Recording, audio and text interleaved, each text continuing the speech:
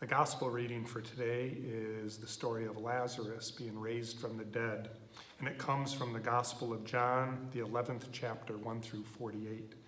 So normally we would stand for the gospel, but if you guys were in church today, I would say, please be seated, because it's a very long reading. Here we go. A man was sick, Lazarus of Bethany, the town of Mary and her sister Martha.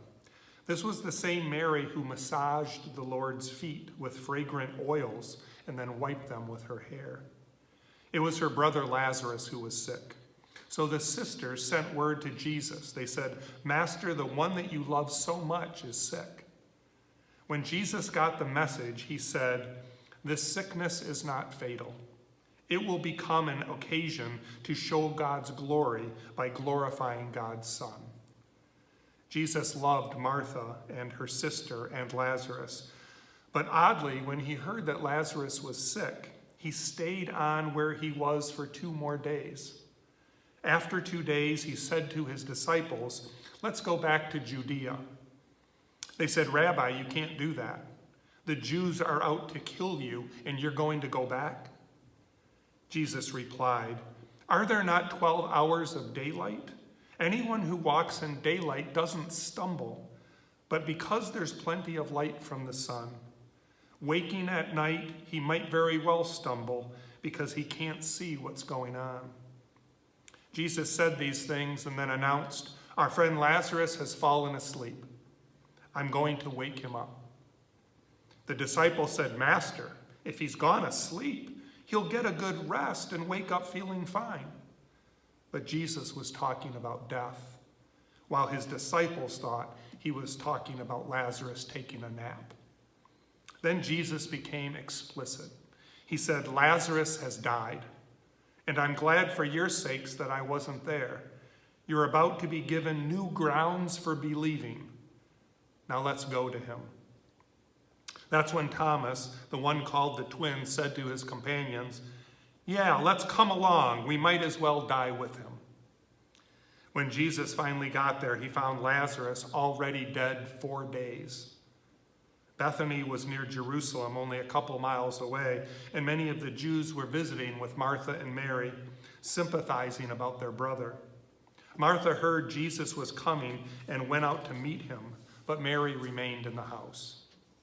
Martha said, "Master, if you had been here, my brother would not have died.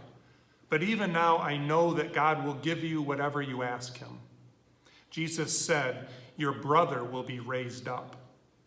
Martha replied, "I know that he will be raised up in the resurrection in the end times."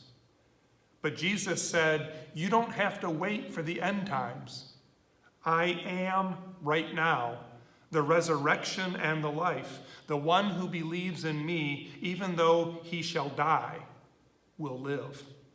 And everyone who lives believing in me will not ultimately die at all. Do you believe this?"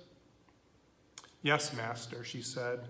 "All along I have believed that you are the Messiah, the Son of God, the one who is coming into the world." After saying this, she went to her sister Mary and whispered in her ear, "The teacher is here, and he's asking for you." The moment she heard that, she jumped up and ran out to meet him. Jesus had not yet entered the town, but was in the place where Martha had met him. When her sympathizing Jewish friends saw Mary run off, they followed her, thinking that she was on her way to the tomb to weep. Mary came to where Jesus was waiting and fell at his feet, saying, "Master, if only you had been here, my brother would not have died." When Jesus saw her sobbing and the Jews with her sobbing, a deep anger welled up within him, and he said, "Where did you put him?" "Master, come and see," they said, and now Jesus wept. Others among them said, "Well, if he loved him so much, why didn't he do something to keep him from dying? After all, he opened the eyes of the blind man." Other Jews said, "But look how deeply he loved him." Then Jesus, the anger again welling up within him, arrived at the tomb. It was a simple cave in the hillside with a slab of stone against it. Jesus said, "Remove the stone."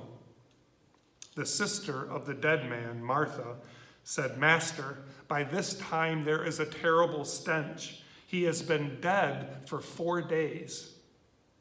Jesus looked her in the eye, and he said, "Didn't I tell you if you believed you would see the glory of God?" Then to the others he said, "Go ahead and take away the stone." They removed the stone, and Jesus raised his eyes to heaven and prayed. He said, "Father, I'm grateful that you have listened to me. I know that you always listen, but on account of this crowd standing here, I've spoken so that they might believe that you sent me." Then he shouted, "Lazarus, come out!" And Lazarus came out, a cadaver, wrapped from head to toe with a handkerchief across his face. Jesus told the people, "Unbind him and let him go." That was a turnaround for many of the Jews who were with Mary. They saw what Jesus did and they believed in him. But some went back to the Pharisees and told on Jesus. The high priests and the Pharisees called a meeting of the Jewish ruling body. "What do we do now?" they asked. "This man keeps on doing things, creating signs from God. If we let him go on, pretty soon everyone will be believing in him, and the Romans will come, and they will remove what little power and privilege we still have." The gospel of the Lord. Praise to you, O Christ.